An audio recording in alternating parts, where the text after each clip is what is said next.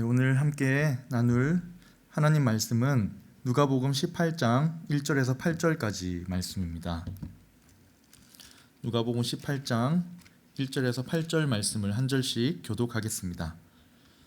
예수께서 그들에게 항상 기도하고 낙심하지 말아야 할 것을 비유로 말씀하여 이르시되 어떤 도시에 하나님을 두려워하지 않고 사람을 무시하는 한 재판장이 있는데 그 도시에 한 과부가 있어 자주 그에게 가서 내 원수에 대한 나의 원한을 풀어주소서 하되 그가 얼마 동안 듣지 아니하다가 후에 속으로 생각하되 내가 하나님을 두려워하지 않고 사람을 무시하나 이 과부가 나를 번거롭게 하니 내가 그 원한을 풀어주리라.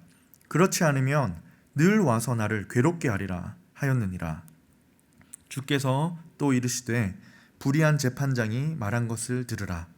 하물며 하나님께서 그 밤낮 부르짖는 택하신 자들의 원한을 풀어주지 아니하시겠느냐? 그들에게 오래 참으시겠느냐? 내가 너희에게 이르노니 속히 그 원한을 풀어주시리라. 그러나 인자가 올 때에 세상에서 믿음을 보겠느냐 하시니라. 아멘. 사랑하는 청년 여러분, 또 장년 성도님 여러분, 방금 줌으로나마 떨어져 있지만 우리가 같이 예배드리고 있음을 확인했습니다. 참 얼굴을 보지 못해서 서운한 마음이 크지만 잠시라도 얼굴을 보고 함께 예배드리고 있음을 확인하고 하니 참 마음이 뭉클합니다. 그 자리에서 우리 함께 하나님 앞에 예배드리는 귀한 걸음을 이어갔으면 좋겠습니다. 오늘의 말씀은 기도입니다. 오늘 말씀을 통해서 혹시 기도에 조금 힘을 잃었던 분들은 다시 기도에 힘을 얻기를 바라고, 기도할 마음을 얻으시길 바라고, 지속적으로 기도하고 계신 분들은 더 힘있게 확신을 가지고 기도의 자리로 나아갈 수 있게 되기를 축원드립니다. 여러분, 우리에게 기도란 무엇입니까? 나의 삶에 있어서 기도란 무엇입니까? 우리는 지금까지 기도에 대해 참 많이 들어왔지요. 기도는 하나님과 우리의 교제다. 우리 영혼의 호흡이다. 기도는 우리에게 주신 무기다. 어떤 분은 이렇게 아름다운 표현을 한 것을 읽은 적이 있습니다. 기도란 하나님과 깊은 사랑 속에 빠져드는 것이다. 성경에도 보면 기도에 대해서 참 다양하게 표현하고 저희들에게 보여주는데요. 하나님께 피워 올려드리는 향과 같이 묘사하는 경우가 있습니다. 다윗의 시편 중에 141편, 시편 141편 2절에 다윗이 이렇게 하나님께 기도를 해요. 하나님, 나의 기도가 주의 앞에 분향함 같이 되게 해 주십시오. 향을 피워 올려드리는 그 향이 올라가는 향연과 같이 하나님께 정말 올라가는 그런 기도가 되게 해 주십시오. 요한계시록 8장 3절에는 이렇게 기도를 또 표현합니다. 또 다른 천사가 와서 제단 곁에 서서 금향로를 가지고 많은 향을 받았으니 이는 모든 성도의 기도와 합하여 보좌 앞에 드리고자 함이라. 모든 성도의 기도가, 우리의 기도가 하나님께 분명히 드려진다는 것을 시각적인 단어로 표현한 것이죠. 이처럼 기도는요, 분명하게 하나님께 드려지는 것입니다. 허공을 치는 메아리가 아니라 우리의 기도 소리가 반드시 하나님 앞에 올려지는 것입니다. 우리에게 주신 은혜의 통로이지요. 우리가 이 땅을 살아가면서 하나님의 은혜를 받고 구하는 그런 통로가 되는 것입니다. 끊임없이 교제하는 수단도 됩니다. 특히 누가복음에 보면 기도를 참 많이 강조합니다. 다른 복음서들에 비해서 누가복음에만 나오는 기도의 표현이 있는데요. 정말 중요한데 왜 누가복음만 표현했을까라는 생각이 들 정도입니다. 예수님이 세례를 받으실 때 물 속에서 위로 올라오신 그때 그 자리에서 기도하셨다라는 내용이 누가복음에 나오고요. 예수님이 12제자를 선택하시기 전날 밤을 새워서 기도하셨다고 합니다. 오늘 본문에 나오는 과부의 기도부터 이어지는 기도 시리즈도 누가복음에 나오고, 결정적으로 예수님께서 십자가에 달리셨을 때 그 십자가 위에서 기도하시는 모습도 누가복음에 나옵니다. 왜 이렇게 예수님께서 기도하시는 모습들을 많이 보여줄까요? 중요하다는 거죠. 누가가 강조하는 건 기도이기 때문입니다. 그런데 이 기도에 대한 누가의 표현 중에 오늘 분위기가 조금 다릅니다. 예수님께서 기도를 말씀하시는 분위기가 조금 더 강렬합니다. 조금 더 절박합니다. 우선 예수님이 지금 누구에게 기도를 가르치시는지 알아야 되는데요. 예수님을 따르던 제자들입니다. 지금 기도 강의, 레슨을 듣고 있는 사람들은 제자들입니다. 예수님이 곧 떠나실 거기 때문에 예수님이 그들에게 기도를 가르치십니다. 십자가와 부활의 사건 이후에 제자들을 예수님은 떠나실 겁니다. 그러면 제자들은 어떻게 합니까? 이제 예수님이 떠나신 이후에 믿음을 가지고 세상을 살아가야 되는 것이죠. 하나님의 사람으로서 외로운 싸움을 싸우며 믿음의 삶을 살아가야 하는 겁니다. 그들의 신앙을 우습게 여기고 그들의 신앙을 박해할 로마 제국 아래에서 살아가야 하는 겁니다. 때로 원통하고 분한 일이 일어날 것입니다. 정의롭지 못한 일 때문에 박해를 받을 것입니다. 세상 권력 앞에서 황제를 숭배하라는 그 강요 앞에서 믿음을 지키고 사는 것에 대해 큰 어려움을 갖게 될 것입니다. 은혜를 구해야 할 일들이 수많이 생기겠죠. 그러면서 예수님이 다시 오실 날을 기다려야 했습니다. 그런 제자들에게 오늘 주신 말씀이 항상 기도하고 낙심하지 말라는 겁니다. 세상을 믿음으로 살아갈 때 하나님의 도우심과 은혜를 이렇게 구하라고 하시는 말씀이 오늘 본문 1절입니다. 우리 다시 한번 읽어보겠습니다. 예수께서 그들에게 항상 기도하고 낙심하지 말아야 할 것을 비유로 말씀하시다. 비장함이 느껴지죠. 뭔가 절박함과 간절함이 묻어납니다. 특히 오늘 읽은 본문 바로 앞에는 무슨 말씀이냐면 예수님이 언젠가 이 땅에 다시 오실 날에 대해서 설명을 합니다. 그리고 오늘 본문에서 그날이 올 때까지 항상 기도하고 낙심하지 말라고 하시는 말씀입니다. 예수님이 제자들아, 그날이 올 것이다. 반드시 내가 다시 오는 날이 올 텐데 하나님 나라가 완전히 이 땅에 임할 그날까지 너희는 항상 하나님 아버지께 기도하고 낙심하지 말라. 이것이 오늘 우리가 살펴볼 말씀입니다. 사랑하는 여러분, 항상 기도하고 낙심하지 말라. 이 말씀이 구체적으로 어떤 의미일까요? 오늘 예수님께서 항상 기도하고 낙심하지 말라 하신 그 뜻 안에 어떤 의미가 들어있을까요? 조금 구체적으로 말씀을 살피면서 함께 기도에 대해서 함께 배워보도록 하겠습니다. 첫 번째입니다. 예수님께서 항상 기도하고 낙심하지 말라 하신 것은요, 말 그대로 끈질기게 기도하라는 것입니다. 끈질긴 기도, 중간에 포기가 없는 기도, 중간에 그냥 무력해지는 기도가 아니라 끝까지 끈질기게 기도하라는 겁니다. 오늘 본문의 표현 중에도 밤낮으로 기도하라, 항상 기도하라고 하시죠. 이것은 매분 매초마다 기도하라는 뜻은 아닙니다. 늘 기도하고 항상 지속적으로 기도를 이어가라는 말씀입니다. 오늘 예수님이 가장 먼저 우리에게 주시는 말씀, 끈질기게 기도하라는 것입니다. 오늘 본문에 두 명의 주인공이 등장을 합니다. 한 명은 과부고요, 한 명은 악한 재판장입니다. 이것은 비유인데요, 비유는 그냥 재미로 들려주는 이야기가 아닙니다. 분명한 현실의 대상과 비유의 대상을 대입해서 이 사람이 이렇다라고 설명하기 위한 것입니다. 자, 그러면 과부의 비유에서 예수님은 지금 이 과부, 정말 힘없는 과부, 재판장 앞에 나와서 끝까지 끈질기게 매달리고 있는 이 과부를 지금 이 말씀을 듣고 있는 제자들에게, 그리고 우리에게 대입하고 계시는 것입니다.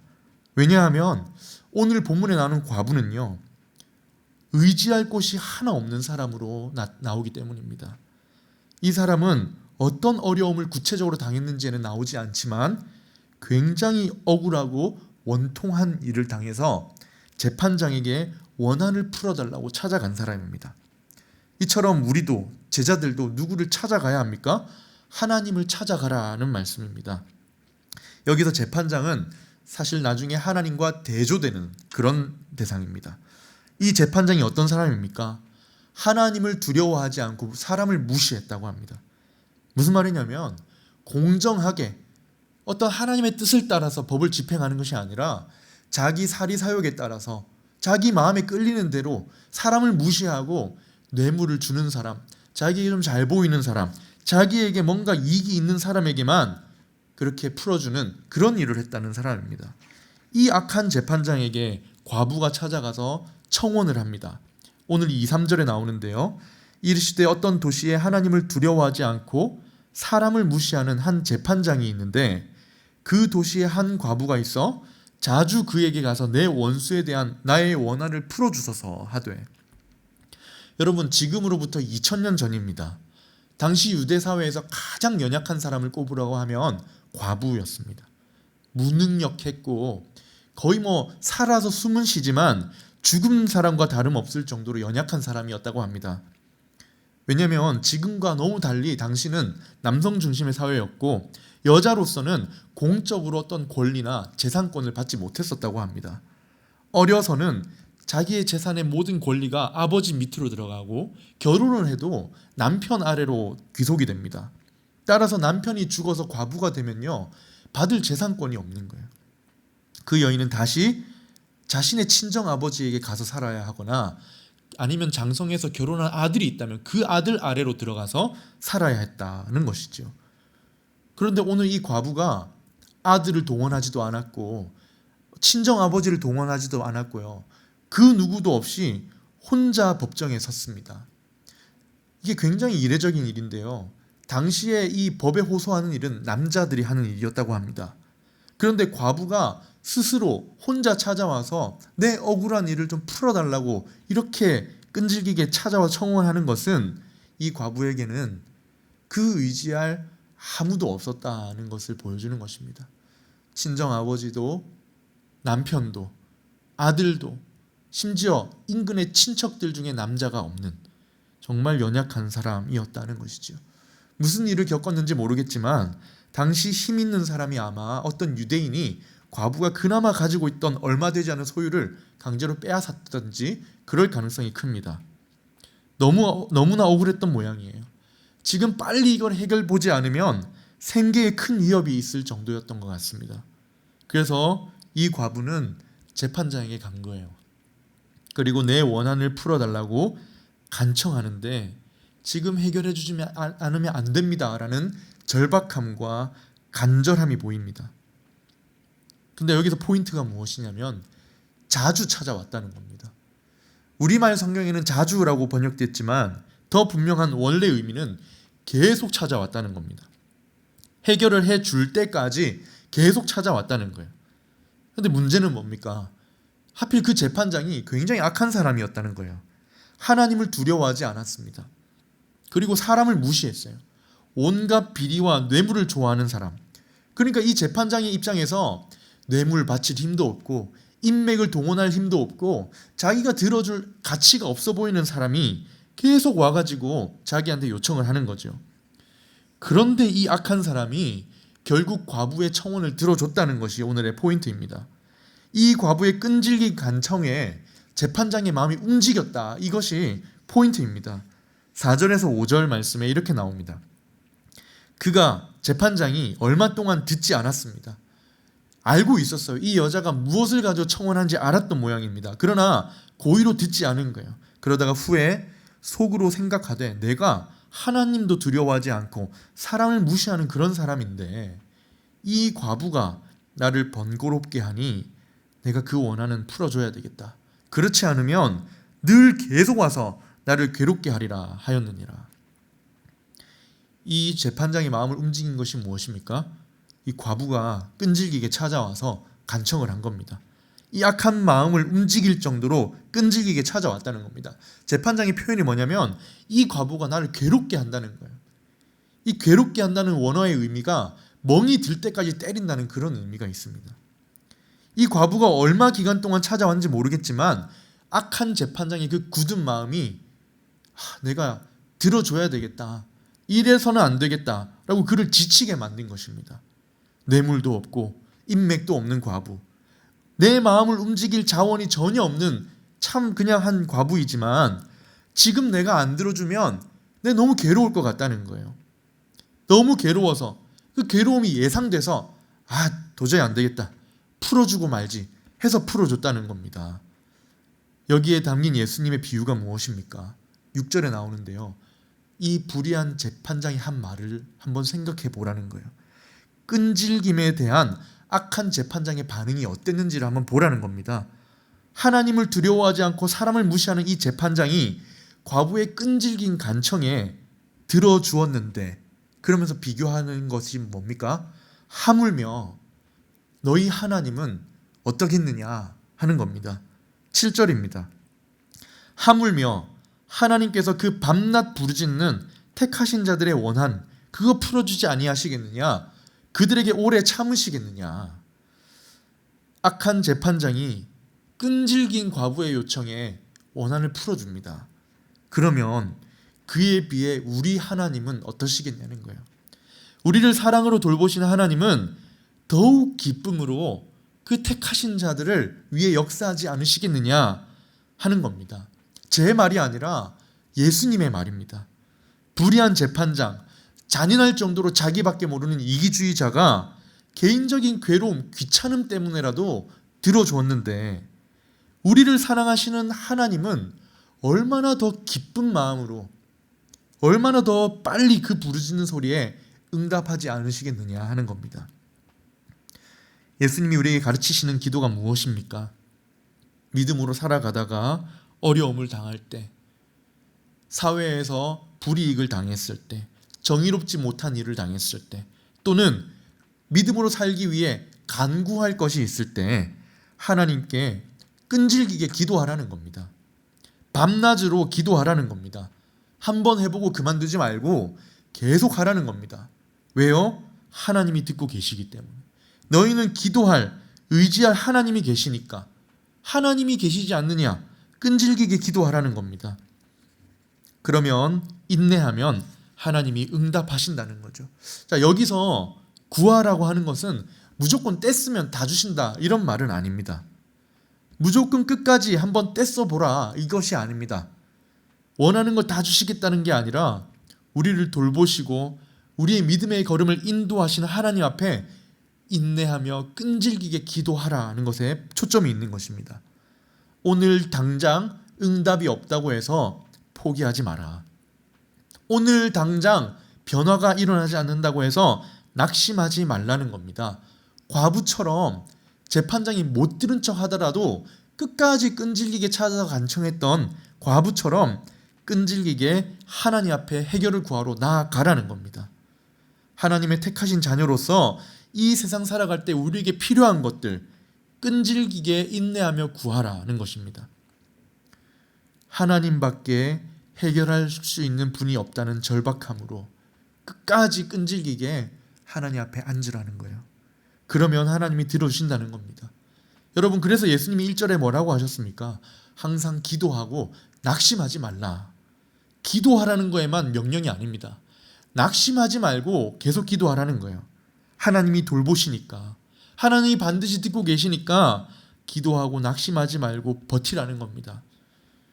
여러분, 우리가 끈질기게 요청을 할 때 우리 끈질긴 기도에 악한 재판장이 잘 들어줄까요? 하나님이 잘 들어주실까요? 하나님이시지요. 우리가 할 일은 무엇입니까? 낙심하지 않고 기도하는 겁니다. 끝까지 기도하는 겁니다. 끈질기게 하나님께 구하는 겁니다. 시편 56편 8절에 다윗도 굉장히 끈질기게 기도했나 봅니다. 시편 56편 8절에 이렇게 다윗의 시편이 기록되어 있는데요. 나의 유리함을 주께서 계수하셨사오니 나의 눈물을 주의 병에 담으소서.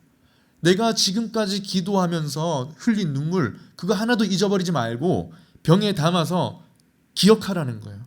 이것이 주의 책에 기록되지 아니하였나이까. 다윗이 사울 왕의 추격을 피해서 도망다니던 중에 지은 시입니다. 지금 기도에 응답이 없다고 포기하지 않습니다. 끈질기게 기도하고 내 눈물을 잊지 말아달라고 기도하고 또 기도합니다. 당시 그 광야가 굉장히 메마른 곳이기에 물은 금방 말라버리고 없습니다. 그러니까 증발하지 않도록 내 눈물을 병에 담아서 내가 얼마나 지금 계속 끈질기게 기도하고 있는지 세어보시고 응답해 주십시오 라는 기도입니다. 여러분, 끈질긴 기도는 하나님의 마음을 움직입니다. 끈질긴 기도는 하나님의 마음을 기쁘시게 만듭니다. 사랑하는 여러분, 항상 기도하고 낙심하지 말아라. 이 예수님의 말씀이 어떤 의미입니까? 말 그대로 첫 번째, 끈질기게 기도하라는 겁니다. 하나님이 우리의 삶을 돌보아 주시기를, 원한을 풀어주시기를, 나를 구원의 길로 인도하시고 은혜로 인도해 주시기를 끝까지 구해보라는 겁니다. 두 번째입니다. 두 번째로 항상 기도하고 낙심하지 말아라 하는 말씀은 확신으로 기도하라는 것입니다. 기도할 때 확신을 가지고 기도하라는 겁니다. 다른 말로 하면 기도할 때 하나님을 바라보라는 것입니다. 하나님께서 반드시 들으시고 우리를 인도하실 줄을 확신하고 기도하라는 거예요. 하나님이 들으셔야만 한다는 확신, 들어주셔야만 한다는 확신, 듣고 계시다는 확신으로 기도해야 됩니다. 사실 이 두 번째, 확신으로 기도하는 것이 첫 번째 끈질긴 기도를 가능하게 만드는 것이지요. 확신으로 기도하는 것이 끈질긴 기도를 위한 조건이 됩니다. 하나님이 반드시 들으시고 내 문제를 해결해 주실 것이다. 여러분, 우리가 종종 기도하다가 도중에 포기하는 이유가 무엇입니까? 기도를 하지만 뭔가 기쁨으로 하나님이 정말 들어주시겠구나 이런 확신이 아니라 뜨뜻미지근하게 오늘도 들어주실까 이렇게 기도하는 이유가 무엇입니까? 하나님이 내 기도를 반드시 들으신다는 확신이 없기 때문입니다. 밤낮 부르짖는 택하신 자의 원한을 풀어주실지 모른다가 아니라 풀어주시지 않겠느냐 하시는 예수님의 말씀을 듣고 확신을 가져야 되는데 이 말씀을 듣고도 확신이 부족하기 때문입니다. 거절에 대한 부담감 때문일 수도 있습니다. 하나님이 안 들어주신다는, 안 들으실지 모른다는 거절에 대한 부담감과 두려움, 트라우마 때문일 수도 있습니다. 과거에 내가 그렇게 매달렸는데 기도의 응답을 받지 못했던 트라우마, 그거를 넘어서라는 겁니다.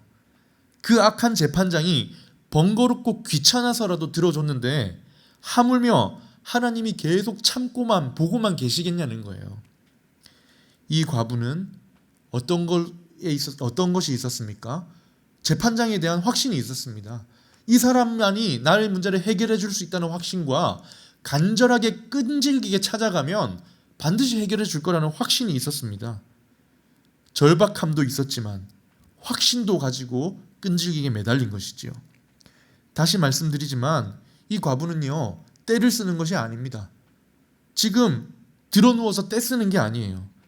만약 무조건 말도 안 되는 것을 가지고 와서 떼를 쓰고 있었다면 분명히 감옥에 갇히거나 매를 맞고 쫓겨났겠지요. 무시를 당한 거지 억지를 부리거나 떼를 쓴 게 아닙니다. 이 과부는 재판장이 자기의 말을 간청을 들어주어야만 한다는 확신과 듣고 있다는 확신과 해결해 줄 것이라는 확신을 가지고 끈질기게 구하기 시작한 것입니다. 그 재판장을 확신했던 것이지요. 거절에 대한 두려움이 있었겠지요. 그러나 넘어서서 나아갔던 것입니다. 하물며 하나님은 어떠실까요? 7절에 말씀하셨지요. 하물며 하나님께서 그 밤낮 부르짖는 택하신 자들의 원한을 풀어주지 아니하시겠느냐? 그들에게 오래 참으시겠느냐? 그러면서 8절 상반절에 뭐라고 하십니까? 내가 너에게 이르노니 하나님께서 속히 그 원한을 풀어주시리라.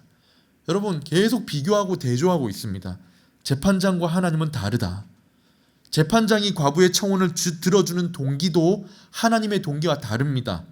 재판장은 마지못해 자기의 관점에서, 굉장히 이기적인 관점에서 들어주는 거예요. 더 괴로움을 당하기 싫어서.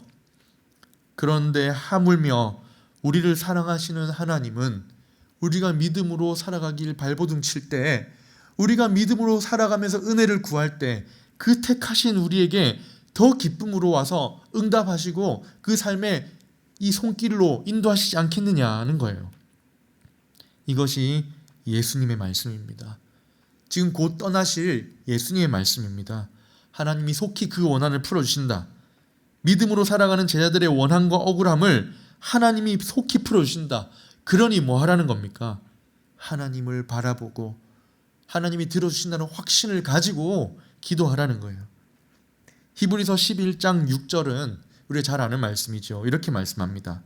믿음이 없이는 하나님을 기쁘시게 하지 못하나니 하나님께 나아가는 자는 반드시 그가 계신 것과 또한 그가 자기를 찾는 자들에게 상 주시는 분이심을 믿어야 한다. 하나님은 하나님을 찾는 자를 기뻐하신다고 합니다. 그가 계신 것을 믿고 찾는 자들을 기뻐하신다고 합니다. 이 믿음이 있어야 하나님을 기쁘시게 할 수 있다고 합니다. 여러분, 우리가 기도할 때 뭘 알아야 합니까? 하나님을 알아야 합니다. 하나님이 듣고 계심을 알아야 합니다. 확신이 필요합니다. 하나님에 대해서 강조하려고 예수님이 계속 비교하고 대조하십니다. 하나님은 이 불의한 재판장과 하나도 닮지 않으셨습니다. 악한 재판장은 뇌물을 받아야 움직일 정도로 이기적인 사람이었지만 완전 다르십니다. 하나님은 택하신 자들을 굉장히 사랑하십니다. 이렇게 선하신 하나님을 믿고 의지하여 기도하라. 가장 악한 인간도 이렇게 확신을 가지고 끈질기게 찾아오는 사람의 기도를 들어주는데 하물며 너희의 선하신 하나님 아버지께서 얼마나 더 기쁨으로 응답하시겠느냐. 확신으로 기도하라 하는 것입니다. 사귐의 기도라는 책에 보면 믿지 못해서 기도하는 것을 굉장히 예리하게 지적합니다. 오늘 본문에서처럼 기도에 대한 말씀을 듣고 하나님을 믿는다고는 하지만 머리로는 이해가 가지만 믿어지지 않는 사람이 기도하는 것, 반드시 들어주신다는 것이 믿어지지 않기에 불안해하고 불안하니까 열심히 기도하는 사람을 굉장히 예리하게 지적하는 거예요. 하나님이 들어주실 거니까 기도하는 것이 아니라 불안해서 기도하는 거에 대해서요. 이 사람을 저자는 기도대장이 아닌 염려대장이라고 부릅니다. 기도할 때 우리의 기도를 들으시고 반드시 들으실 것을 확신하고 기도해야 되는데 불안함에 못 이겨 중얼중얼하는 건 기도가 아니라는 겁니다. 많은 사람들이 이처럼 하나님을 믿지 못하기 때문에 기도하고 있다는 거예요. 하나님을 믿고 들으실 것을 확신하고 그러면 기도해야 되겠구나 라고 가는 것이 정상인데 하나님을 못 믿게 서서 기도를 중얼중얼 하는 사람이 있다는 겁니다. 우리의 기도가 믿음, 확신의 기도가 아니라 불신의 기도, 불안함의 표현 정도에 그치는 기도가 되면 안 된다는 것입니다. 여러분, 종종 그럴 때가 있지 않습니까? 오늘 말씀을 보고 다시 마음을 정리해야 합니다. 오늘 예수님이 우리에게 요청하시는 기도는, 과부가 보여준 기도는 불안함의 기도가 아닙니다. 확신의 기도입니다. 하나님이 반드시 들으실 것이니 끈질기게 매달려서 기도하자는 요청입니다. 생명의 삶 강의를 하면서도 기도에 대해서 설명을 하는데요. 기도에 이제 초신자들의 경우에 기도에 대해서 이렇게 순서를 매겨서 기도를 가르치지 않습니까? 찬양도 있고 감사도 있고 중보도 있고 간구도 있고 이렇게 있는데요. 그 중에 찬양을 가장 먼저 하라고 가르치십니다. 감사도 있고 찬양도 있고 중보도 있고 간구도 있는데 항상 찬양을 먼저 하라고 가르칩니다. 왜냐하면 기도의 시작에서부터 찬양을 통해 우리 기도를 들으실 하나님을 바라보면서 시작하라는 뜻이에요. 감사도 좋습니다. 하지만 감사는 찬양에 비해 하나님보다는 하나님이 하신 일에 초점이 맞춰져 있는 겁니다. 그러니까 감사해서 내가 얻은 은혜로운 일에 대해서 먼저 바라보지 말고 이런 은혜를 베푸신 하나님을 먼저 바라보면서 기도를 시작하면 그 모든 기도 시간 동안 우리의 초점이 그래도 하나님께 맞춰지게 훈련된다는 것이죠. 그래서 기도할 때 찬양과 감사, 찬양하고 감사하라고 합니다. 여러분, 오늘 예수님이 요청하시고 가르치시는 기도가 무엇입니까? 하나님을 바라보라는 겁니다. 기도할 때 확신하고 기도하라는 겁니다. 그래서 끈질기고 끝까지 기도하기를 멈추지 않고 낙심하지 않고 확신으로 기도하라. 여러분, 무엇을 기도하고 계십니까? 아니면 오늘 무엇을 기도하시겠습니까? 하나님께서 들으신다. 내 기도 듣고 계시고 그냥 듣고 판단하시고 팔짱 끼고 들을지 안 들을지 고민하는 것이 아니라 하나님이 우리를 기쁜 마음으로 듣고 계신다. 속히 이루실 것이다. 하나님의 때에 이루실 것이다. 라는 확신을 가지고 끈질기게 기도하라는 것입니다. 마지막 세 번째입니다. 항상 기도하고 낙심하지 말라는 것은요, 세 번째로 믿음을 유지하라는 겁니다. 사실 이것이 본문의 핵심입니다. 믿음을 지키라는 거예요. 기도를 통해 믿음을 지키라. 하나님이 신실하시다는 그 믿음을 기도를 통해 계속 유지할 수 있다는 겁니다. 하나님에 대한 믿음을 유지하면서 기도로 살아가라는 말씀입니다.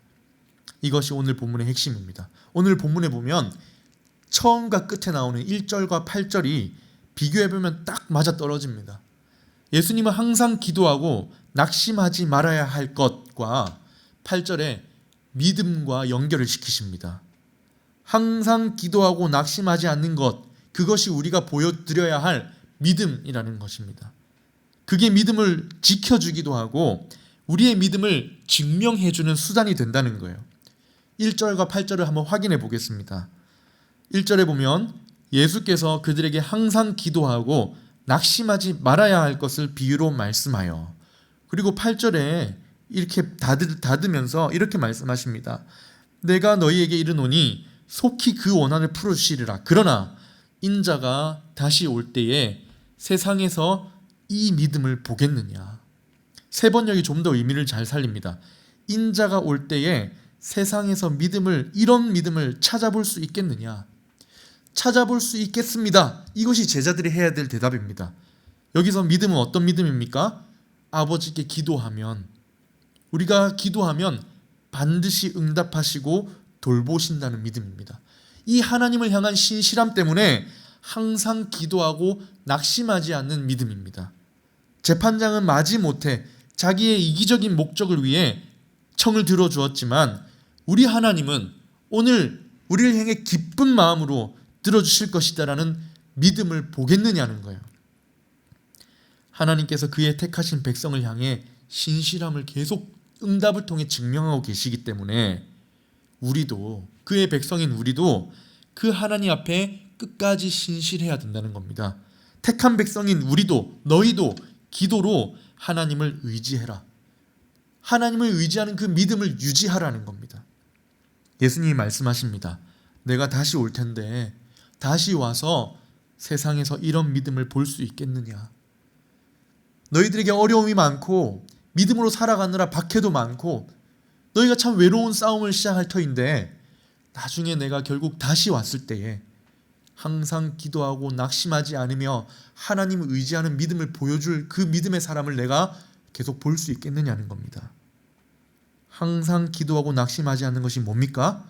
하나님에 대한 믿음을 드러내는, 하나님을 향한 믿음을 증명하는 것이 될 수 있다는 것이죠. 여러분, 예수님이 다시 오시는데요, 다시 오실 때 이런 믿음으로 살아가는 사람 보고 싶다는 겁니다. 하나님을 향해서 끈질기게 부르짖고 확신으로 부르짖고 믿음을 고백하는 사람을 보고 싶으시다는 겁니다. 여러분, 우리가 왜 기도해야 합니까? 기도해야 되는 이유가 무엇이죠? 우리의 간청도 있고 우리의 소원도 있죠. 그러나 하나님 편에서는 우리의 믿음을 보시는 계기가 되기 때문입니다. 왜 기도해야 합니까? 기도가 하나님을 향한 우리의 믿음을 보여주기 때문입니다. 끈질기게 기도하고 하나님이 들으실 것을 확신하고 기도하는 행위 자체가 우리의 믿음을 증명하고 유지시켜주는 방편이 되기 때문입니다. 예수님은 이 믿음을 보시고 싶어 하십니다. 생각해 보세요. 예수님이 다시 오셨는데 하나님께 끝까지 기도하는 사람이 없습니다. 조금 부르짖다가 포기합니다. 아니, 부르짖기는커녕 자기 힘으로 살아가는 거예요. 하나님의 돌보심을 확신하지 못하고 이렇게 자기 힘으로 살아가는 사람들 보시면 어떠실까요? 기도는 하는데 큰 확신 없이 그냥 내가 필요한 게 있어서 아니면 불안해서 기도하는 사람을 보고 싶으신 게 아닙니다. 우리가 서론에서 기도는 영혼의 호흡이다, 하나님과의 교제다, 이런 정의들을 이야기했는데 이거는 다 사실 우리의 입장에서 말하는 기도이죠. 하나님 편에서, 하나님 입장에서의 기도는 무엇일까요? 나를 의지하는구나. 너가 나를 신실하게 의지하고 나의 돌봄을 신뢰하는구나. 이거를 확인하시고 이걸 고백으로 받으시는 것이 기도가 된다는 겁니다. 우리 편에서는 간청이지만 하나님 편에서는 고백으로 받으신다는 거예요. 그러니 우리의 끈질긴 확신의 기도를 하나님이 어떻게 받으십니까? 너희의 신실함의 증거로 보시겠다는 겁니다. 여러분, 우리가 기도해야 할 이유가 무엇입니까? 하나님을 향한 우리의 믿음을 고백하는 것과 또 우리의 믿음을 유지하게 되는 기회가 되기 때문입니다. 계속 어렵고 어려운 상황이지만 저 하나님 신뢰합니다. 저 오늘도 하나님 신뢰합니다.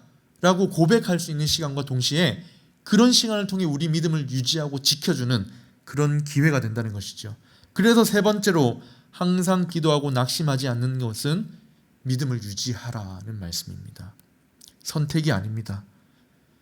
기도를 통해 믿음을 유지해야 되는 것입니다. 신실하심을 고백하는 사람이 기도하는 것입니다. 예수님은 곧 제자들을 떠나십니다. 제자들은 로마 제국의 핍박 아래에서 살아야 합니다. 억울한 일을 당하게 되겠고 결핍을 당하고 외롭겠지만 이 모든 걸 풀어주시는 신실하신 하나님을 믿는 믿음으로 기도로 살아가야 합니다. 오늘만이 아니라 예수님 다시 오실 때 그 믿음 가진 자로 드러내고 저 여기 있습니다 라고 보여드려야 한다는 겁니다. 내가 다시 올 때 세상에서 그런 믿음을 찾아볼 수 있겠느냐, 그래서 물으시는 겁니다. 어떻게 대답하시겠습니까? 아니요. 예수님, 세상이 호락호락하지 않다는 거 아시잖아요. 하나님 응답대로 안 하시는 거 아시잖아요. 응답이 느린 거 아시잖아요. 이렇게 하시겠습니까? 아니면 네, 예수님, 제가 그 신실함으로 살아가겠습니다. 끈질기 기도하고 확신함으로 기도해서 하나님을 향한 고백을 이어가겠습니다. 주님 다시 오실 때 제 믿음 봐주십시오 라고 대답하시겠습니까? 오늘 과부가 어떤 믿음을 보여주었습니까? 재판장이 내 억울함 풀어줄 것이다. 끈질기고 확신으로 기도했죠. 또 우리가 기도해야 될 이유가 무엇입니까? 우리의 기도를 하나님이 들으시고 신실함에 대한 고백으로 받으시기 때문입니다. 단지 요청해서 끝나는 기도가 아니라 예수님이 보고 싶어 하시는 믿음을 보여주는 것이 기도이기 때문입니다. 말씀을 정리하겠습니다. 각자의 자리에서 예배하고 계신 우리 사랑하는 여러분, 항상 기도하고 낙심하지 않는 것이 어떤 것입니까? 끈질기게 기도하는 것입니다. 끈질기게 기도한다는 것은 어떤 표현입니까? 확신한다는 거죠. 확신으로 기도하는 것. 하나님이 들으실 것을 확신하고 기도하는 것. 이를 통해 무엇을 이루게 됩니까? 믿음을 유지하고 믿음을 고백하게 됩니다. 이것이 제자들이, 그리스도인이 세상을 살아가는 방식입니다. 이미 임한 하나님 나라, 완성될 그날을 바라보며 살아가는 방식입니다. 이런 기도를 통해 응답을 얻고 예수님 찾으시는 그 믿음 유지하시는 저와 여러분 되시기를 주님의 이름으로 축원드립니다. 우리 이 시간 함께 말씀을 기억하며 찬양하면 좋겠습니다. 주님 보좌 앞에 나아가 참된 안식과 기쁨을 누리겠습니다. 기도 들으시는 하나님, 폭풍 속에 내 등불이십니다. 우리 그렇게 고백하겠습니다.